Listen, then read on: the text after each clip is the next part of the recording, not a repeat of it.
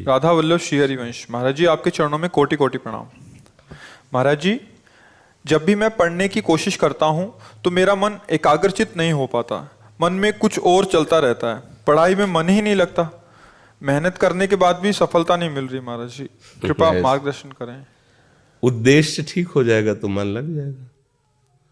उद्देश्य हमारा गलत है। अभी पढ़ाई उद्देश्य नहीं है। अगर ठीक से उद्देश्य बन जाए पढ़ाई का तो कैसी बात करते हो। उद्देश्य में बहुत बड़ी ताकत होती है। हर कष्ट सहते हुए अपने उद्देश्य की पूर्ति में कदम नहीं लड़खड़ाते, जिसका उद्देश्य बन जाता है। उद्देश्य बन जाए तो ब्रह्मचारी हो, उद्देश्य ठीक हो, एक बार पढ़ लोगे, 1000 वर्ष अगर जीवित रह कभी भी पूछ लो बात आ जाएगी उसके दिमाग में। अब नाना प्रकार की क्रियाओं से ब्रह्मचर्य का नाश करे, अपने उद्देश्य का नाश करे, तो फिर यही बातें होती जो आप कह रहे हो। कक्षा 9 पढ़े, व्याकरण नहीं पढ़े, शास्त्री नहीं पढ़े, कहीं दूसरी जगह ऐसे नहीं गए कि बैठ के सत्संग सुन के और सीख के बोल रहे हैं, तो भगवद आश्रित हो जाओ सब। अब आप खुद समझना हमारी बात को। आप खुद अपना नाश कर रहे हैं। ब्रह्मचर्य का नाश, वीर का नाश, जीवन का नाश है। ब्रह्मचर्य अगर सही है, आपने किसी तरह इधर उधर तो ये प्रश्न ही नहीं रहेगा। जिधर दृष्टि डालोगे उधर जय होती चली जाएगी। आजकल के बच्चे, नौजवान इसको मनोरंजन समझते हैं और उनको सलाह भी ऐसी मिलती है कि हम जैसे बोल रहे हैं ब्रह्मचर्य के लिए, तो डॉक्टर और आपको जो इधर सांसारिक प्रोत्साहन देने वाले हैं वो आपको सलाह देंगे। हमें तो अंग्रेजी का शब्द नहीं याद है। फ्रस्ट्रेशन। हाँ, यही जो स्टेशन कह रहे हैं। गाड़ी स्टेशन से अलग कर दो तो बोले तुम बहुत शांत हो जाओगे और फिर अपने काम में देखो कैसा उपदेश दिया जा रहा है कि वो। तो ये जो कमियां है ना, ये कोई भूत नहीं है जैसे लोग कहते हैं ना, पता नहीं कौन, ऐसा कुछ नहीं। गंदी आदतें हैं, इन पर संयम लाओ। आप समझ रहे, स्वीकार करते हो हमारी बात कि इसमें आपको संशय है? हाँ, तो आप देखो, हम आज ही सत्संग में बोल रहे थे, हमारे रक्त का स्वभाव है ऐसे, जैसे कट जाए ना तो उसका स्वभाव थोड़ी देर में गाढ़ा होने की कोशिश करेगा। यदि कहीं फ्लो वाली नस कट गई तब तो आपको वहाँ डॉक्टरी की जरूरत है। अगर ऐसे कहीं त्वचा में ऐसे, तो उसका स्वभाव गाढ़ा हो जाना, वो थोड़ी ही देर में वो अपने आप को बांध लेगा, क्योंकि रक्त का एक स्वभाव होता है। अगर वो बाहर किसी तरह भी आया तो ठंडा होकर गाढ़ा हो जाएगा, वो रोक लेगा। इसकी आखिरी परिणति है वीर्य। वो स्वयं से नहीं निकलता, वो इससे भी गाढ़ी वस्तु है, वो घर्षण से निकलता है। अगर आप उसको गर्म न करें चिंतन के द्वारा, क्रिया के द्वारा, तो नहीं निकलेगा। और जब हम उसको, तो फिर वो जीवन को नष्ट। प्राय इस पर बच्चे ध्यान ही नहीं देते कि ये कोई मार्ग भी है। और परिणाम क्या होता है कि फिर वो संसार में, जिसे डिप्रेशन कहते हैं, मानसिक रोग से ग्रसित हो जाते हैं, क्योंकि इसका परिणाम यही है। या तो आपको प्रमाद और आलस्य युक्त होकर समाज से अलग पड़ा रहना पड़ेगा, और या फिर आखिरी कि आत्महत्या कर लें, ऐसी सलाह आपका मन देगा, ऐसी स्थिति में पहुंचा देगा। इसलिए हमें लगता है जब तक ब्याह न हो तब तक ब्रह्मचर्य से रहो, ब्याह भी हो जाए तो संयम से रहे। ये जीवनी शक्ति है, ये किसी के साथ खिलवाड़ नहीं करना चाहिए। पढ़ाई लिखाई वो कैसे तुम्हें बताए, अभी आप छेड़ना मत। जैसे लोग कहते ना, मैं बहुत परेशान हूं, कुछ करता नहीं हूं, ऐसा हो जाता है वैसा हो जाता है। तो आपको हम बता रहे, रक्त का स्वभाव है जैसे, तो इसकी आखिरी परिणति है वो वीर। उसका स्वभाव नहीं है बहना, उसका स्वभाव ऐसा है।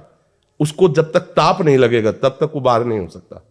आपने गलत अभ्यास किया, माना 2-4 महीने 5 महीने वो अपने अभ्यासवश पतित होगा, लेकिन आप छोड़िए, उसका चिंतन छोड़िए, उसकी क्रिया छोड़िए, अपने आप वैसे हो जाएगा। जैसे रक्त है, आप 1 महीने में देना शुरू करो, जो देने का नियत कितना, 100-200 ग्राम 500 ग्राम जो भी दिए, 300 जो भी आप दीजिए, हर महीने तैयार हो जाएगा। और आप ना दीजिए तो आपके शरीर को अभ्यास हो जाएगा, आप दीजिए तो शरीर को अभ्यास हो जाएगा। वो शरीर, अगर आप रोज 300 तो फिर क्या होगा? आप मर जाओगे। समझ रहे हो ना? ऐसे शरीर की क्षमता, जैसे डॉक्टर जन के देखते हैं तुम्हारी क्षमता नहीं खून देने की, चलिए, क्योंकि अगर निकाल लोगे क्षमता नहीं तो उसकी हानि हो जाएगी। हाँ तुम्हारी क्षमता है, तुम्हारे अंग ठीक है, तुम स्वस्थ हो, महीने में ऐसा या जो समय अवधि, सोचो रक्त की आखिरी परिणति वो है वीर्य, और आप क्या कर रहे हैं?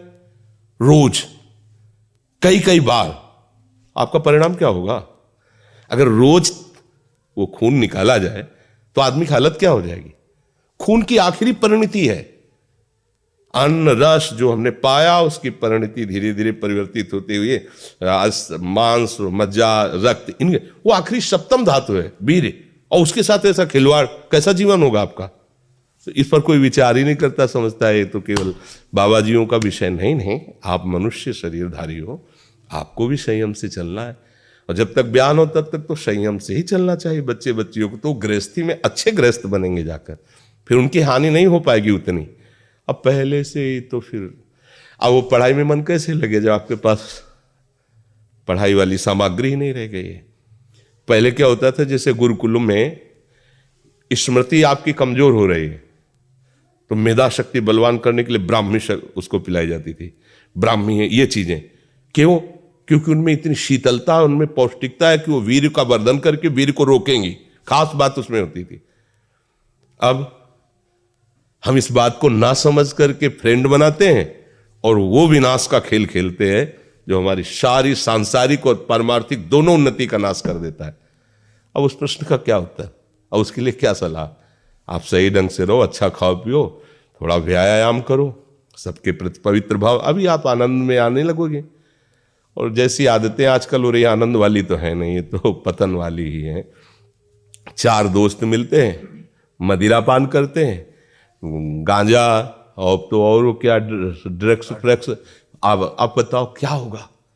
आप इतना विष डाल रहे हो अपने अंदर, इसलिए विषैली चीजें डाल रहे हो, ऐसी गंदी आदतें डाल, आपका जीवन क्या होगा?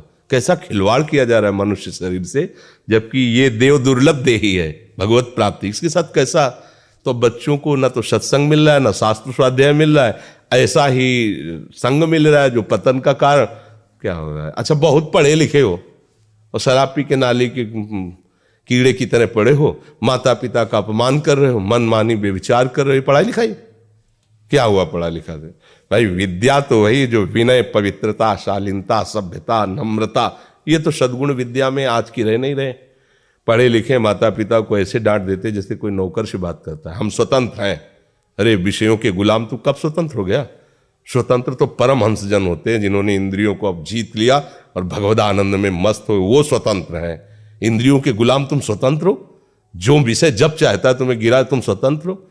माता पिता, गुरु, शास्त्र, इनकी परतंत्रता स्वीकार करने वाला ही स्वतंत्र होता है। ये मनमानी आचरण जो आजकल समाज में विस्तृत हो रहे हैं ना, ये पतन, अशांति और पाप का कारण बनते हैं, जो बहुत हानिकारक है। तो बच्चा सावधानी से रहो, जो बचा है उसको संभाल लो। जीवन जब से ज्ञान हो जाए तब से अपने को संभाल ले। भाई पूर्व में गलती हो गई, आगे सुधार लेते हैं।